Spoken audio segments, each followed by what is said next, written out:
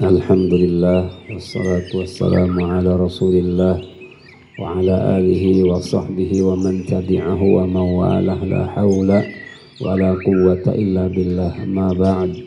Qala subhanaka la ilma lana illa ma 'allamtana innaka antal alimul hakim wa tub 'alaina ya tawwab wa tub 'alaina ya tawwab وتب علينا يا تواب إنك أنت التواب الرحيم ربي زدنا علما وارزقنا فهما ربي يسر ولا تعسر ربي تمم بالخير ربي اشرح لي صدري ويسر لي أمري واحلل عقدة من لساني يفقه قولي يا ربي بالمصطفى بلغ مقاصدنا واغفر لنا ما مضى يا واسع الكرم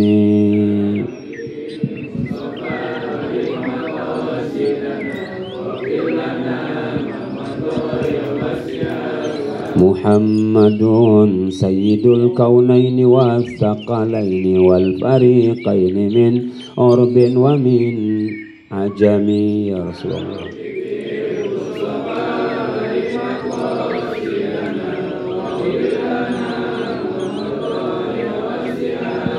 نبينا الأمير النهي فلا أحد أبر في قول لا منه ولا نعم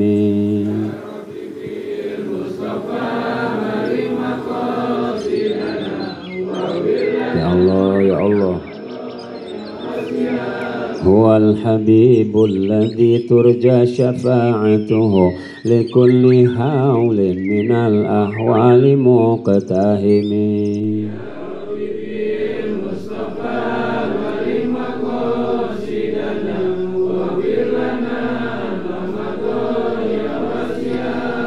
يا رب واجعل رجائي غير منعكس لديك واجعل حسابي غير منخرم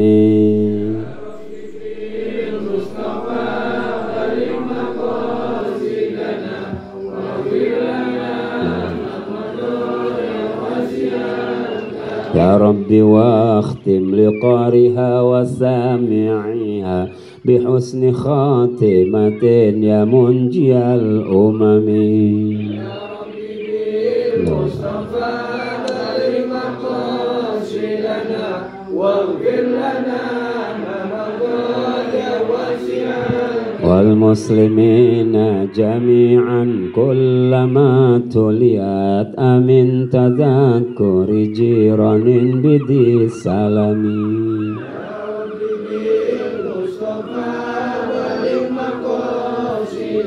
يا رسول الله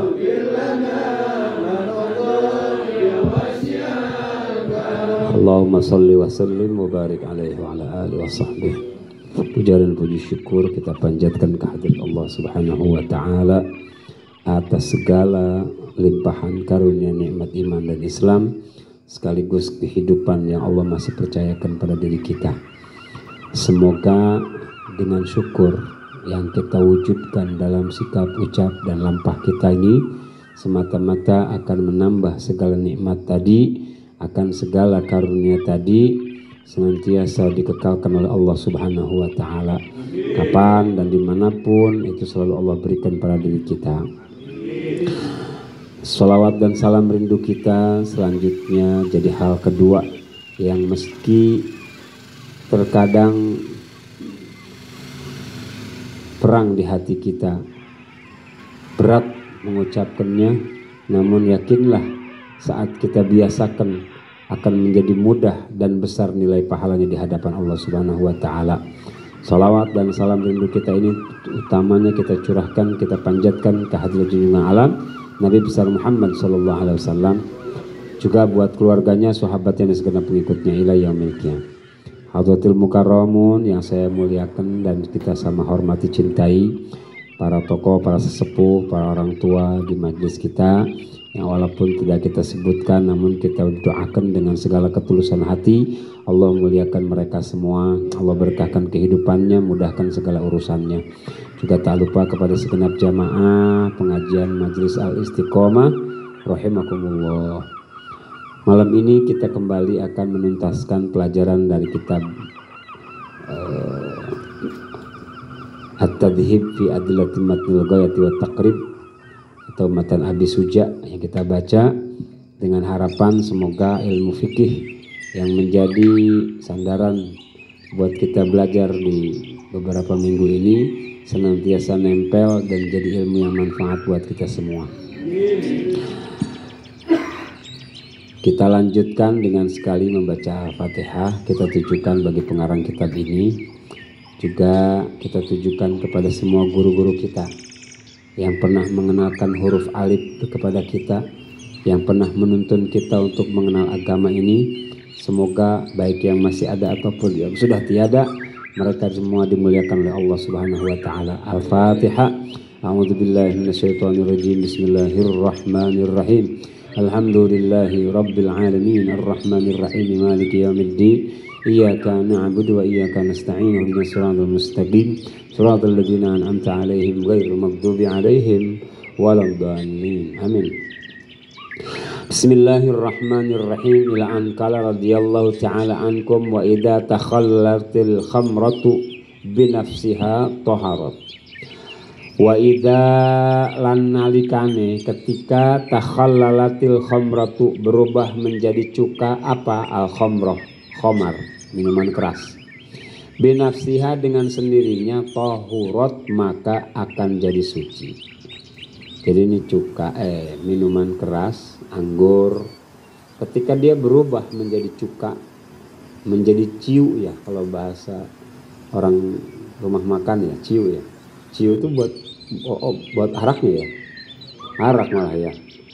Ciu itu ketika dia berubah menjadi cuka, jadi buat tambahan masakan, tapi berubahnya memang benar berubah.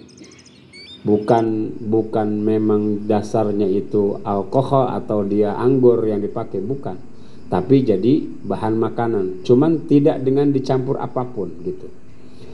Takhallalat binafsiha tahurat, maka dia jadi suci. Jadi si anggur ini jadi bahan makanan, judulnya dijadikan jadi cuka. Kalau dia berubah dengan sendirinya, maka itu halal. Karena apa? Tahurat dipandang telah suci. Wa in khallalat, namun kalau dia berubah menjadi cuka bitarhi syai'in, dengan cara meneteskan sesuatu, mencampurkan sesuatu fiha ke dalamnya, lam tathur, maka itu tidak jadi suci.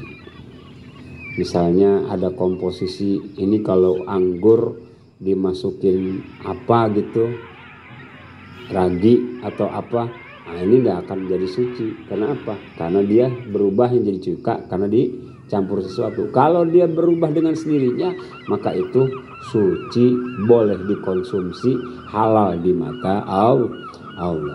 Itu ya. Faslun.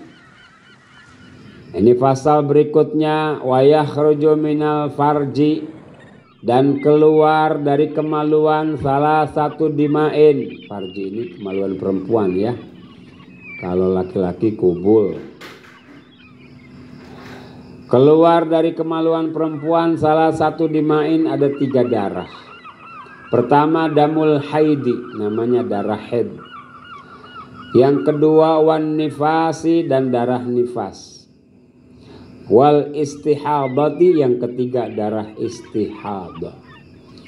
Kita laki-laki penting buat belajar ini, sehingga ketika suatu saat anak kita tiba-tiba dia teriak, ayah kok aku berdarah, nah, itu bisa kita sikapin, kamu sedang datang bulan nak, sudah berawal kewajiban kamu untuk taat terhadap syariat Allah Ta'ala. Karena itu tanda daripada akil balignya seorang perempuan gitu. Jadi kita nggak stres. Kalau kita nggak tahu apa-apa, begitu anak kita keluar darah, kita mengsang-mangsring. Kenapa ini? Kamu diapain? Kamu kemana? Kamu dari mana? Pertanyaannya udah aur-auran aja kemana-mana tuh. Tapi kalau kita belajar, kita tahu. Fal haidu, maka yang dinamakan dengan haid, huwa damul khariju min farjil mar'ati, adalah darah yang keluar dari farjinya perempuan, ala sabili sihhati, dalam keadaan sehat. emang orangnya sehat. Min ghairi sababil wiladati, tidak disebabkan oleh sebab-sebab kelahiran, bukan karena memang pecah ketuban, bukan lagi dalam keadaan mengandung, bukan gitu. Intinya dia keluar tamu bulanan namanya haid itu setiap waktu, setiap bulan, tapi syaratnya dalam keadaan sehat. Kalau dia sakit keluar darah belum tentu dinamakan sebagai haid gitu. Apalagi kalau dia hamil, itu sudah pasti bukan darah haid. Kenapa? Ini disebutkan min ghairi sababil wiladah. Walaunuhu aswadun, dan darah itu warnanya hitam.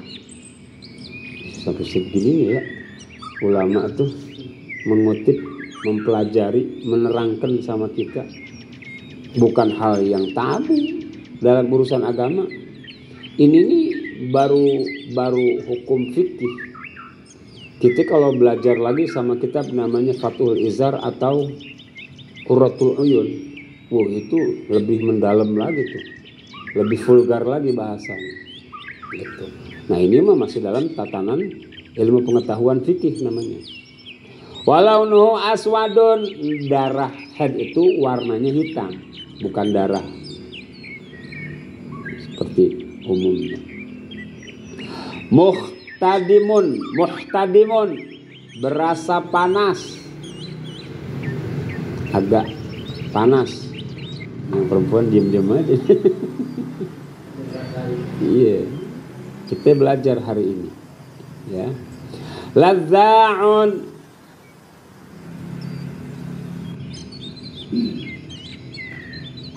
sedikit menyakitkan.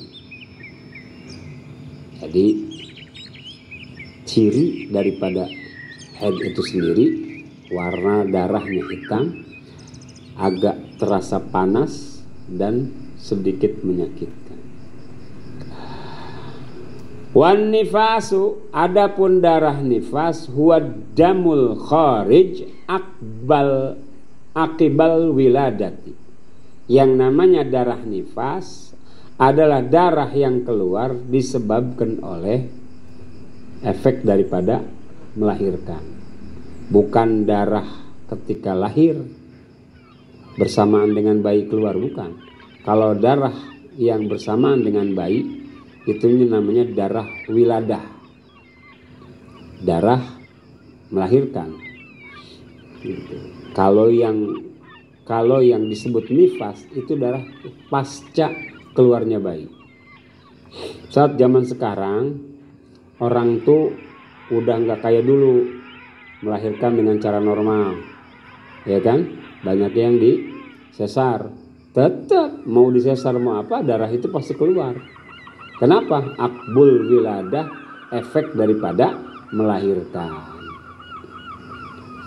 Wal istihadah, adapun darah istihadah, huwa damul kharij, adalah darah yang keluar fi ghairi ayyamil haidi wan nifas, pada selain hari-hari haid dan nifas.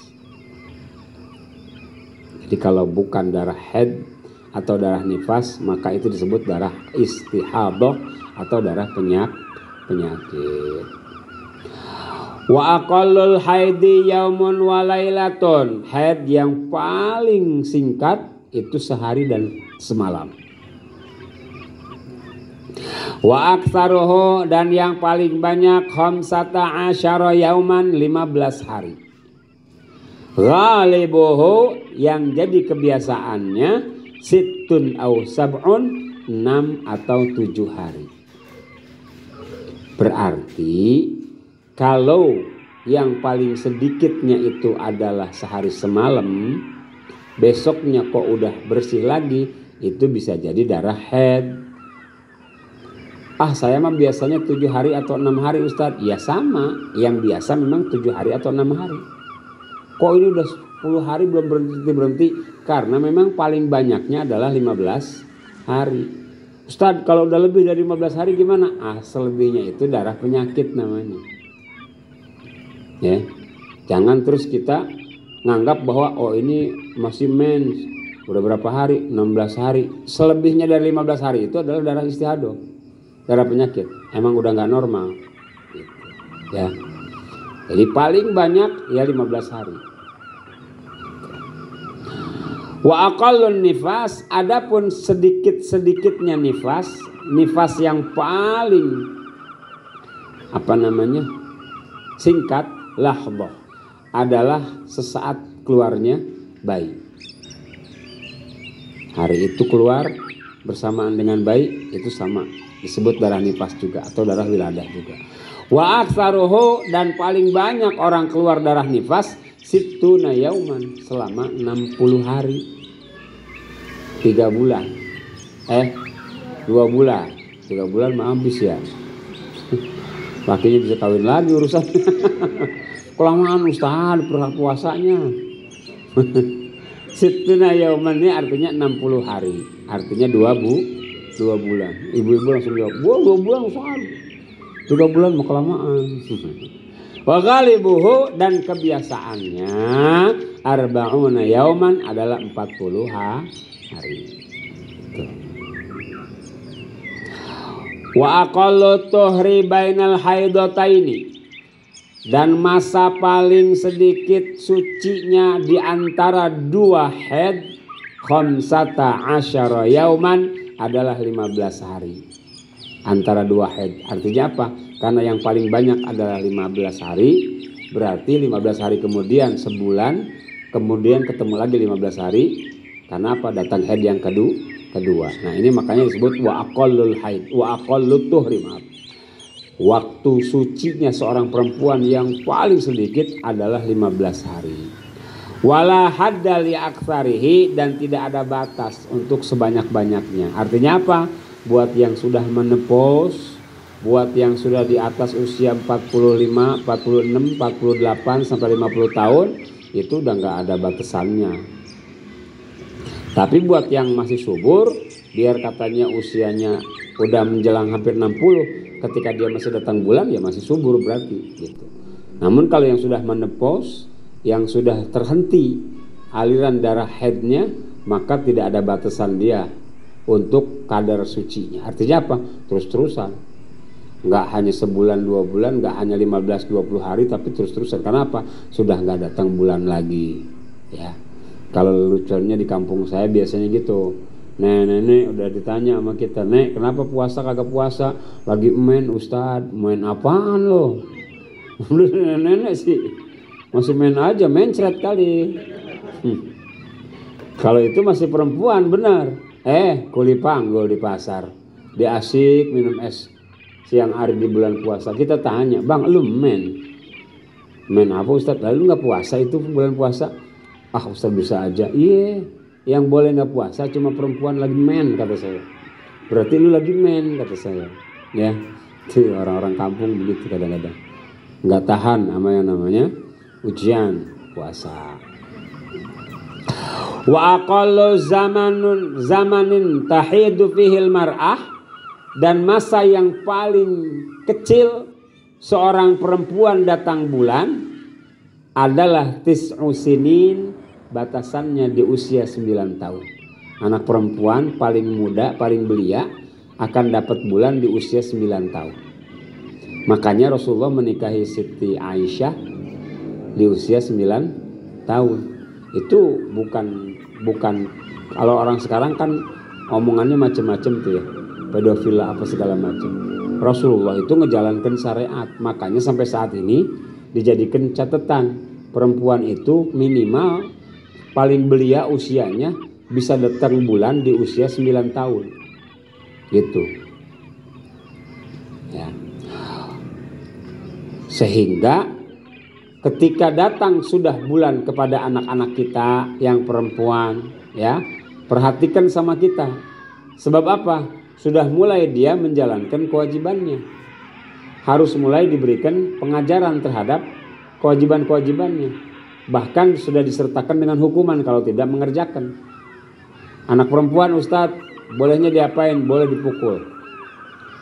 Dengan apa? Dengan kayu, dengan kain. Di apanya yang boleh kita pukul? Di bagian yang tidak menyakiti, di kaki, di apa namanya pantat gitu ya, selebot kalau orang dulu tuh bilang gitu. Yang penting jadi tarbiyah, artinya apa? Pelajaran, didikan. Kamu tidur aja cepret sama kita, bangun sholat subuh gitu. Pak lagi datang bulan, boleh. Lagi datang bulan terusin dia tidurnya. Kenapa? Memang ada had buat perempuan, ada batasan. Ya, paling kecilnya dia udah 9 tahun. Wa aqallul hamli, dan hamil yang paling singkat sittatu ashhurin, 6 bulan. Orang sudah bisa dapat seorang anak dengan kehamilan yang hanya mencapai 6 bulan. Cuma masih rentan. Disebutnya BBLR. Berat bayi lahir rendah, ringan gitu. Tapi memang sudah bisa. Sebab apa? Ditiupkannya ruh kepada bayi yang ada di dalam rahim orang tuanya pada saat bayi usianya 4 bulan. Ditiupkan ruh artinya apa? Si jabang bayi sudah mulai berruh, ada ruhnya. Apa semata ruh doang? Enggak. Bi arba'i kalimatin. Dengan bawa malaikat yang meniupkan ruh di bayi yang usianya 4 bulan tadi dengan 4 keputusan dari Allah Ta'ala. Bikat birizkihi, catatan rezekinya nih anak. Wa amalihi, amal kehidupannya sehari-hari. Wa ajalihi, ajal kematiannya. Sudah ditentukan tuh saat 4 bulan di dalam kandungan orang tua kita. Wa saqiyun aw sa'idun, jadi orang yang merugi atau beruntung itu ditetapkan di 4 bulan dalam kandungan. Makanya kalau orang yang ngaji biasanya bikin selamatan bukan 7 bulanan, tapi 4 bulan. Supaya apa? Begitu si anak begitu si anak di kandungan 4 bulan, manakala bersamaan dengan malaikat datang, dia bisa minta sama Allah Ta'ala mendoakan nih anak.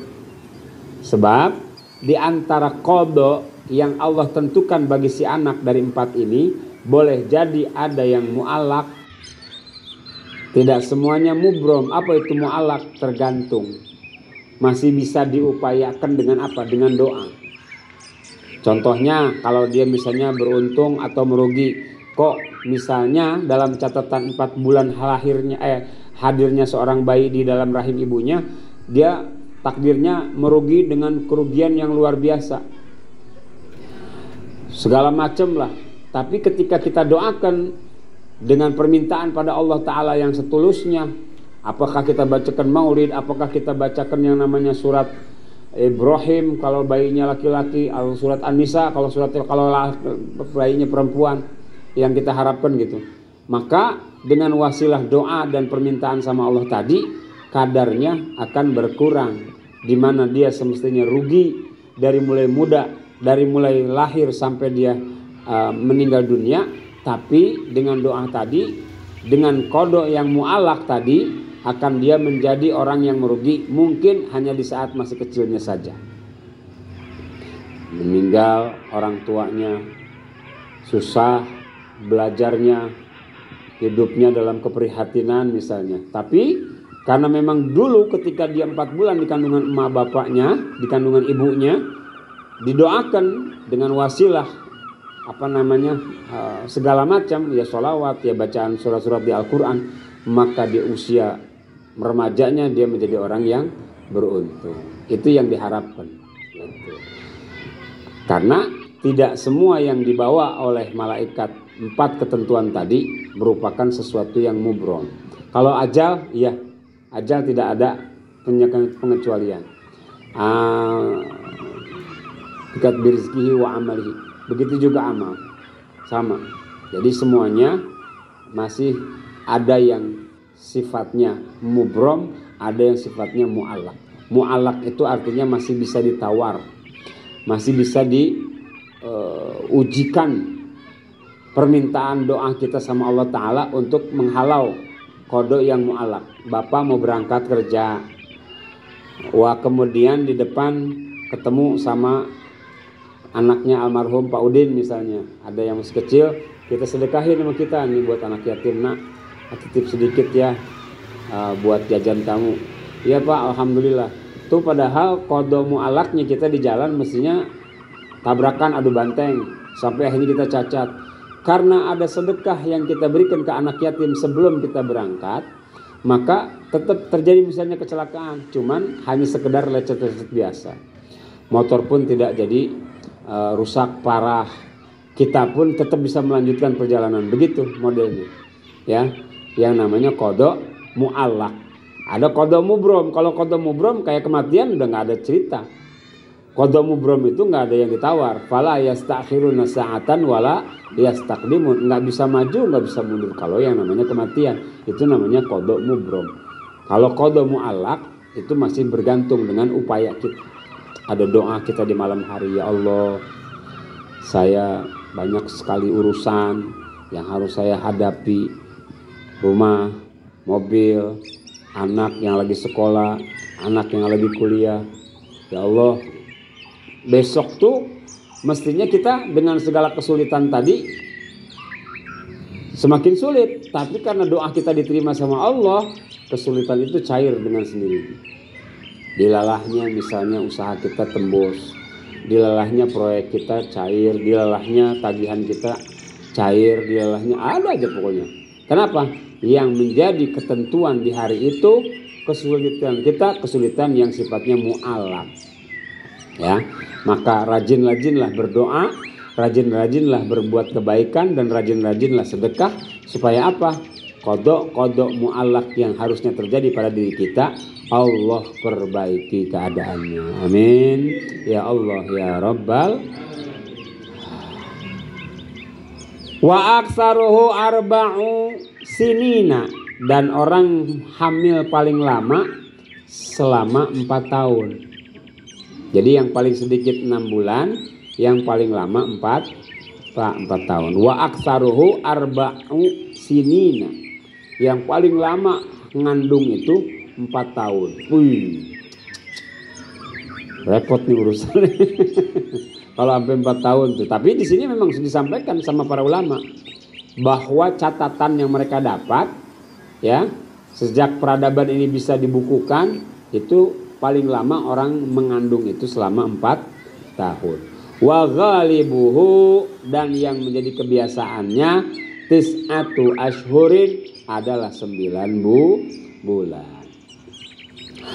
Wa yahrumu bil haidi wan nifasi, dan haram hukumnya ketika sedang dalam keadaan haid wan nifas sama niatu asya'a, 8 perkara. Apa saja haram hukumnya ketika haid dan nifas terjadi? As-sholatu, yang pertama sholat.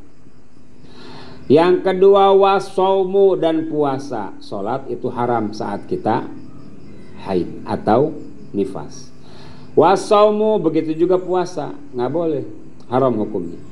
Wa qiraatul Quran, ini yang paling banyak sering terjadi nih, perempuan nggak sadar. Qiraatul Quran, ngaji Quran, bukan ngaji buka begini, dia ngikutin bacaan orang luar. Yasin, enak nih bacaannya, diikutin sama dia. Wal Qur'anil hakim innaka laminal mursalin ala siratim mustaqim. Padahal dia lagi mens, padahal dia lagi habis melahirkan. Ini haram hukumnya. Karena baca Quran itu bukan hanya sekedar melihat begini terus baca, enggak, tapi ngikutin bacaan itu juga baca Al-Quran. Nggak boleh hukumnya. Atau misalnya di pengajian arisan keluarga, kan tempatnya bukan di musola atau masjid, di rumah-rumah. Begitu kata yang bawa acara Al-Fatihah, nggak boleh tuh. Kita kalau perempuan lagi dalam keadaan mens ikut baca Al-Fatihah, nggak boleh. Karena itu juga namanya baca Al-Quran, nggak boleh. Ya,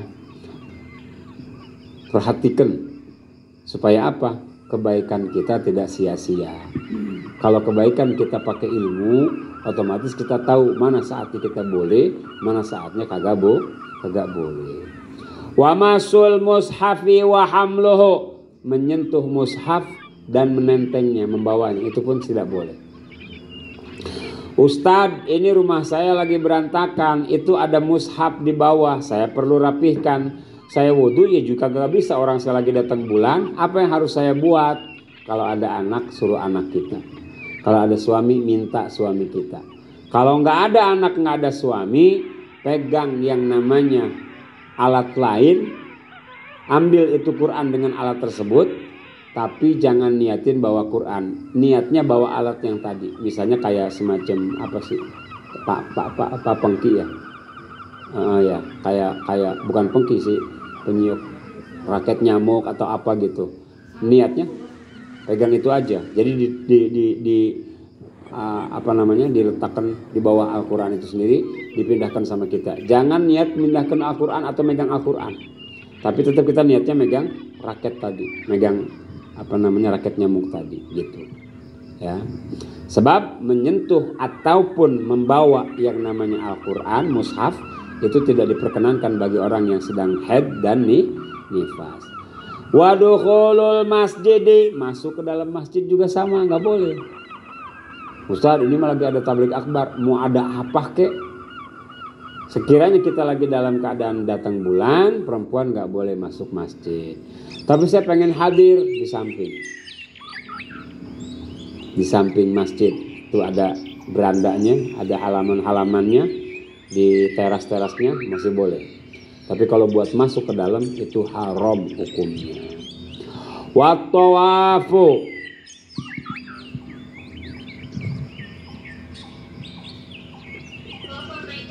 Waalaikumsalam sayang. Iya nak. Dari Permata kemana? Permata teteh dari jembatan 2 masuknya nak. Tunggu di itu aja, nanti tunggu di jembatan 3 deh, biar dijemput. Tunggu di jembatan 3. Iya. Atau di perumahan residen. Nanti salah satunya. Papa telepon dulu siapa ya.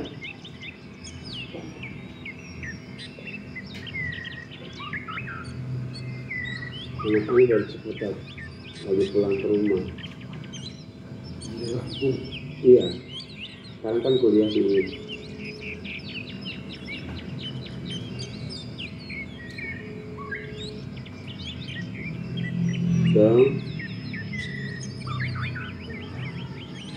itu si Ratu udah sampai di Permata. Tadi bilang suruh tunggu di jembatan 3. Tolong jemputkan ya. Atau si Wapa suruh jemput. Makasih. Telepon dia.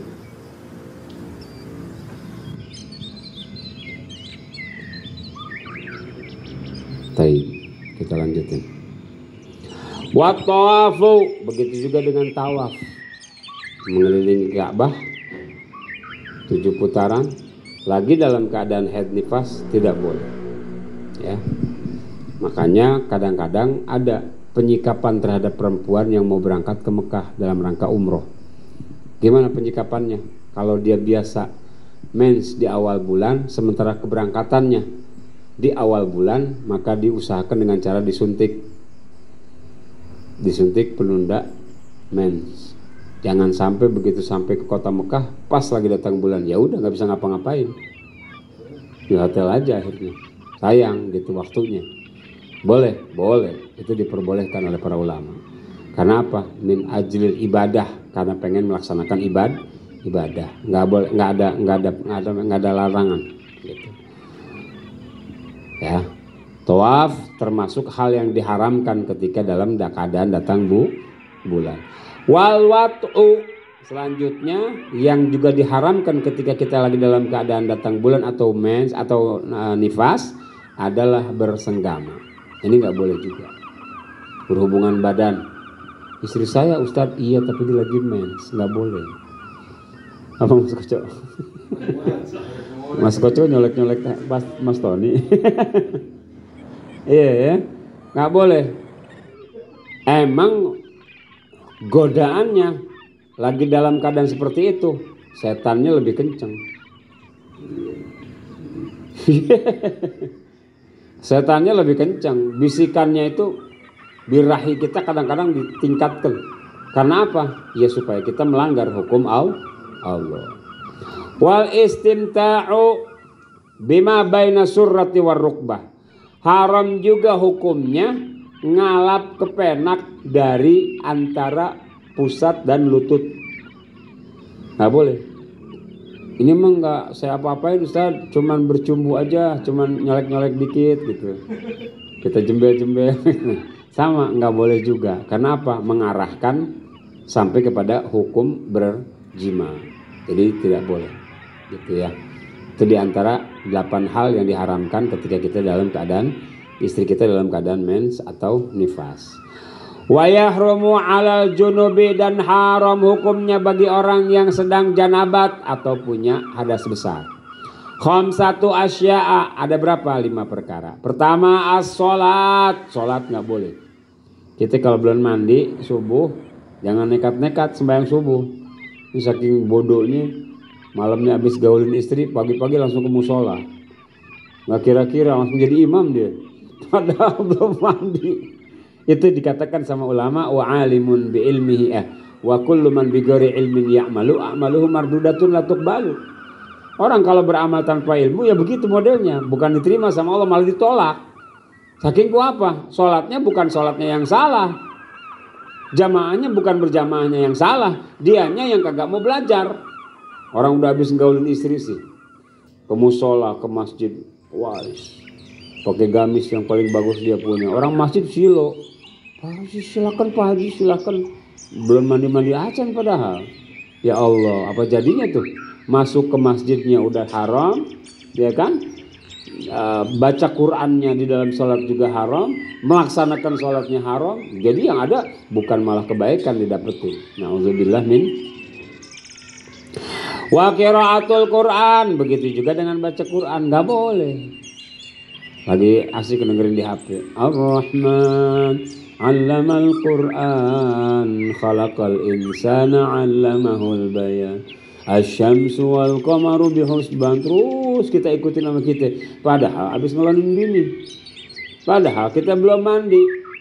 Nggak laki nggak perempuan sama. Kalau belum pada mandi, belum angkat hadas besarnya, maka tidak boleh juga baca Al-Quran. Ustaz kalau bacakan begini, bukan. Baca Quran itu beda dengan baca kitab yang lain. Baca Quran itu walaupun cuma ngikutin bacaan orang lain, itu namanya baca Quran. Dan itu hukumnya dosa, hukumnya haram. Saat kita dalam keadaan berjunub, berhadas besar. Wa masul mushafi wa hamluhu, menyentuh mushaf ataupun mengangkatnya, sama haram. Wa tawafu, dan tawaf, itu juga sama haram hukumnya kalau kita lagi dalam keadaan hadas wal lubsu fil masjidi, dan berdiam diri di dalam masjid itu juga haram kalau lagi dalam keadaan hadas besar. Kalau tadi kan nifas dan wiladah, nifas dan haid kan bagian perempuan. Ini kalau kita nih, ya kan, pengen itikaf, subhanallah, tapi nggak mau ninggalin juga kewajiban kita sama istri, nafkahin istri, lagi itikaf. Pernah kejadian nih di Madinah. Tuh di bawah tahun 93, masjid itu dibuka 24 jam kayak Masjidil Haram, Masjid Nabawi. Suatu malam ada India lagi itikaf sama istrinya. Karena dia lihat sepi kali ya, melihat istrinya dia nafsu, dijimain sama dia di dalam masjid. Ini si India nih, orang India nih, ya, berharap mungkin dapat keberkahan, bikin anak di dalam Masjid Nabawi. On juga nih India nih, ya. Padahal kan dia lagi itikaf, dikerjain sama dia, akhirnya ketahuan sama Surto, ketahuan sama Askar. Dari saat itu ditutup Masjid Nabawi. Kalau udah menjelang jam 10 tutup. Jam 10 malam tidak lagi dibuka. Nanti jam 4, jam 3 baru dibuka lagi. Orang mau pada itikaf, orang mau pada tahajud dibuka lagi. Dan itu pun sudah ketat pengamanannya. Perempuan, bagian perempuan di belakang, jauh dengan laki-laki. Hanya tersedia 2 pintu. Dari sekian puluh pintu, perempuan hanya dapat 2 pintu. Gitu. Ya, jadi ini diharamkan dalam syariat agama kita. Saat dalam keadaan junub, kita berdiam diri di dalam masjid. Berdiam diri dalam tujuan apapun, tetap itu yang namanya kalau kita lagi dalam keadaan haid, dalam keadaan junub, berhadas besar, hukumnya haram. Wa yahrumu 'alal muhditsi, dan haram hukumnya terhadap orang yang sedang hadas kecil. Salah satu asya'a, 3 perkara. Pertama as-salat, salat haram kalau kita lagi dalam keadaan berhadas kecil. Ya, hadas besar juga tadi udah haram, hadas kecil lagi haram, nggak boleh. Kalau mau sholat kudu punya wudu. Artinya apa? Tidak ada hadas kecil ataupun hadas besar. Wa tawafu, juga tawaf nggak boleh, sama harus harus bebas dari hadas. Ustadz, kalau kita orang Syafi'i ketika tawaf kan nanti ketemu sama laki perempuan, kumpul di dalam satu tempat, matof namanya. Itu gimana kita mengantisipasinya? Nah, itu ada caranya, kita taklid ke Imam Malik. Assalamualaikum. Iya, di mana saya? Depan apa? Di depan mana saya? Oh udah, masuk aja dulu. Iya. Temuin aja nenek dulu, ya. Bapak masih ngajar di Cikayan. Nanti Bapak sebentar pulang. Assalamualaikum.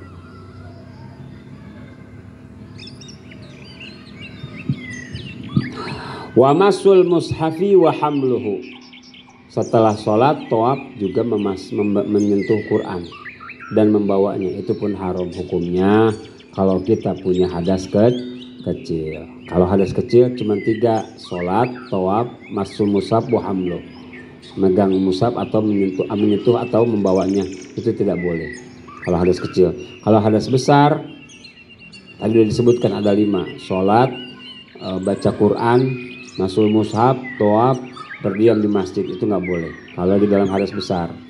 Kalau perempuan lebih banyak lagi, ada 8, ya, termasuk bersenggama dilarang hukumnya kalau lagi dalam keadaan haid atau nifas. Insya Allah. Al-Fatihah. Bismillahirrahmanirrahim. Alhamdulillahirabbil alamin. Iyyaka na'budu wa iyyaka nasta'in. Ihdinas siratal mustaqim. Siratal ladzina an'amta 'alaihim ghairil maghdubi 'alaihim waladdallin. Amin. Fa'anna karim wa fa'anna rahman wa fa'anna rahim. Allahumma ighfir lahum warhamhum wa'afihim wa'fu anhum wa akrim nuzulahum wa wasi' madkhalahum waj'al jannata mathwahum waghsilhum bil ma'i wath-thalji wal barad wa naqqihim minal khotoya kama yunqqa thawbul abyadu minad danas wa abdilhum daran khairan min darihim wa ahlan khairan min ahlihim wa zawjan khairan min zawjihim. Allahumma atik riqabana wa riqabahum minan nar. Ya ayyatuhan nafsul mutmainnah irji'i ila rabbiki radiyatan mardiyah fadkhuli fi ibadi wadkhuli jannati. Rabbana ya Allah atina fid dunya hasanah wa fil akhirati hasanah wa qina adzaban nar wa adkhilna jannata ma'al abrar ya aziz ya ghaffar ya rabbal alamin. Bi fadli subhana rabbika rabbil izzati amma yasifun wa salamun alal mursalin walhamdulillahi rabbil alamin. Assalamualaikum warahmatullahi wabarakatuh.